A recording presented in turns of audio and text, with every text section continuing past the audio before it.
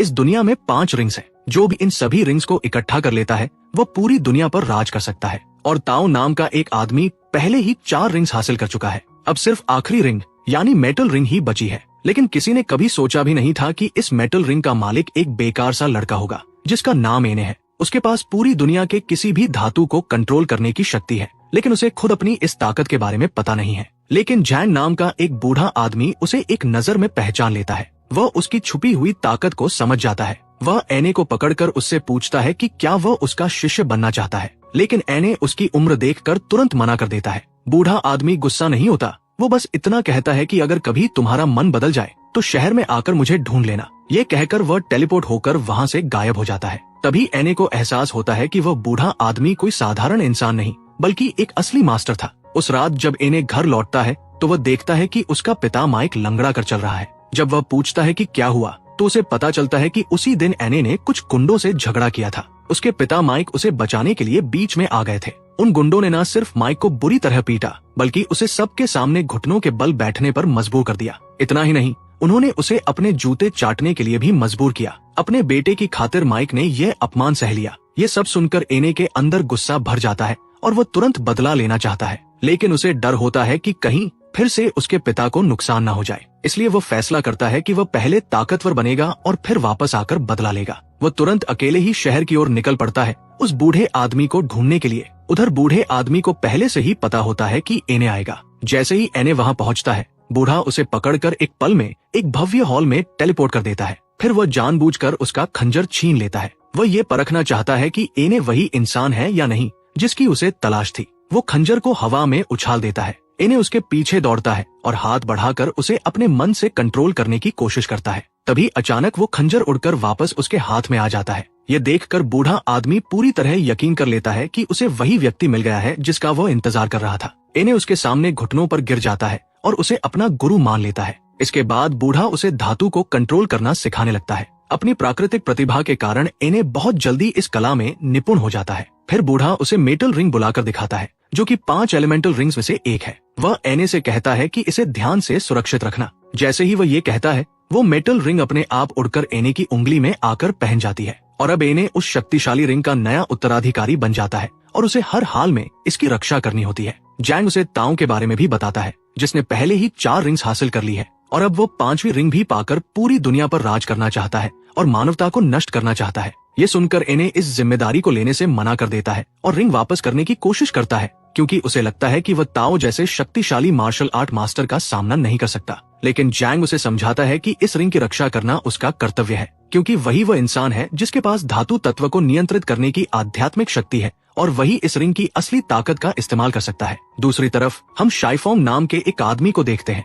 जो 3 लड़कियों का डांस देख रहा होता है और उसका आनंद ले रहा होता है। लेकिन कुछ ही देर बाद उसे वहाँ कुछ अजीब महसूस होने लगता है। अचानक उन लड़कियों में से एक उस पर हमला करने की कोशिश करती है। उनका मकसद उसे फंसाना था क्योंकि शाइफोंग एक फायर मास्टर था और उन लड़कियों को उनके मास्टर ने उसका फायर रिंग छीनने के लिए भेजा था। इसके कारण उनके बीच एक जबरदस्त लड़ाई शुरू हो जाती है। लेकिन वे लड़कियां शाइफोंग की ताकत के सामने टिक नहीं पाती और रिंग हासिल करने में असफल रहती है। इसके बाद शाइफोंग अपनी रिंग का इस्तेमाल करके एक जादुई पोर्टल खोलता है जिससे एक आग का राक्षस बाहर आता है। जैसे ही वह राक्षस उन लड़कियों पर हमला करने वाला होता है, तभी ताओ वहाँ पहुँच जाता है और आसानी से उस हमले को रोक देता है। वही उन लड़कियों का मास्टर था और उसी ने उन्हें रिंग लाने के लिए भेजा था। ताओ इतना शक्तिशाली होता है कि वह उस विशाल राक्षस को भी आसानी से हरा देता है। फिर एक ही वार में वह शाइफोंग को मार देता है और उसका फायर रिंग अपने पास ले लेता है। तब ये खुलासा होता है कि ताओ 5 एलिमेंटल रिंग्स को खोज रहा था जिनमें से अब उसके पास 4 आ चुकी है। केवल गोल्डन थंब रिंग ही बाकी थी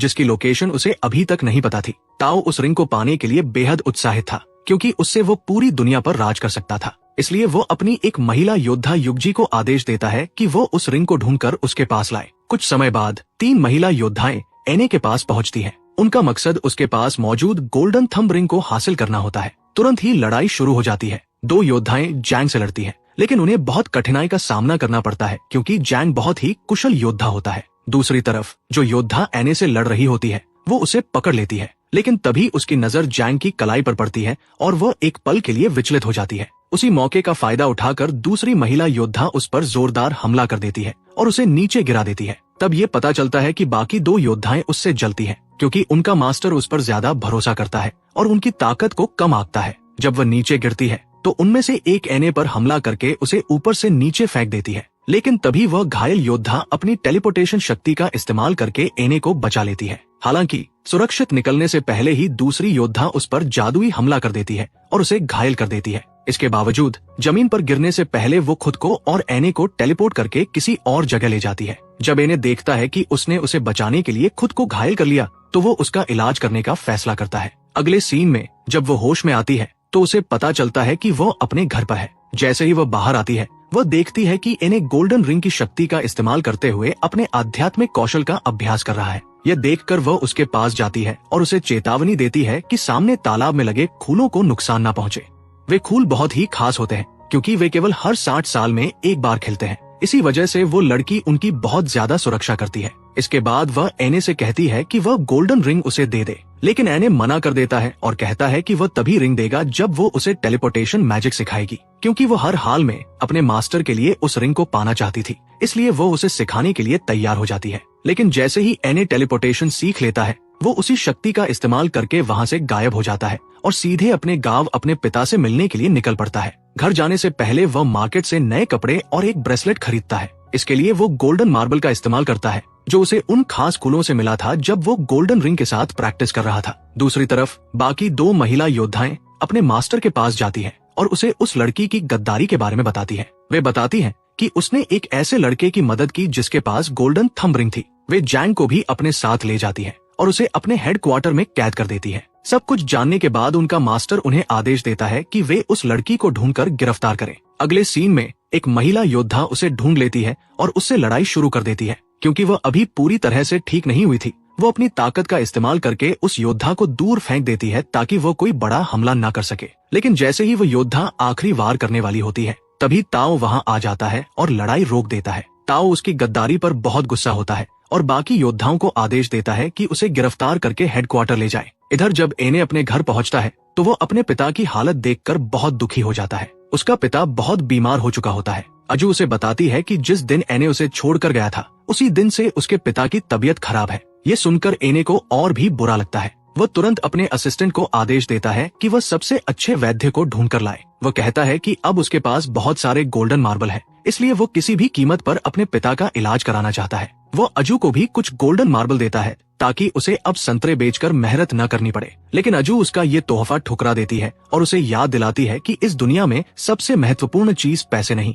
बल्कि प्यार और दयालुता है। इसके बाद दोनों महिला योद्धाएं एने का ठिकाना ढूंढ लेती है। वे वहां पहुंचती है और जैसे ही अजू और एने का असिस्टेंट घर से बाहर निकल रहे होते हैं उन पर हमला कर देती है। वे दोनों को बंधक बना लेती है ताकि एने को मजबूर किया जा सके कि वो गोल्डन थंब रिंग उन्हें दे दे। लेकिन एने मना कर देता है क्योंकि उसने जैंग से वादा किया होता है कि वो इस रिंग की रक्षा करेगा। ये सुनकर एक महिला योद्धा अजू को मारने की कोशिश करती है, लेकिन तभी अचानक अनगिनत धातु के टुकड़े हवा में उड़ते हुए उनकी तरफ आते हैं और जोरदार हमला करते हैं, जिससे एक महिला योद्धा वहीं मारी जाती है। तब पता चलता है कि उन धातु के टुकड़ों को एने के पिता कंट्रोल कर रहे हैं, जिनके पास भी अपने बेटे की तरह धातु को नियंत्रित करने की शक्ति होती है। इसके बाद वह दूसरी महिला योद्धा पर भी हमला करते हैं और उसे बहुत दूर फेंक देते हैं। उसी समय ताओ भी वहां पहुंच जाता है और एने के सामने ही अपनी ताकत का इस्तेमाल करके उसके पिता, उसके असिस्टेंट और अजू को मार देता है। दूसरी तरफ जैंग को एहसास होता है कि एने खतरे में है। वह जी से कहता है कि वह उसकी मदद करे ताकि वे ताओ द्वारा लगाए गए बंधनों से आजाद हो सके।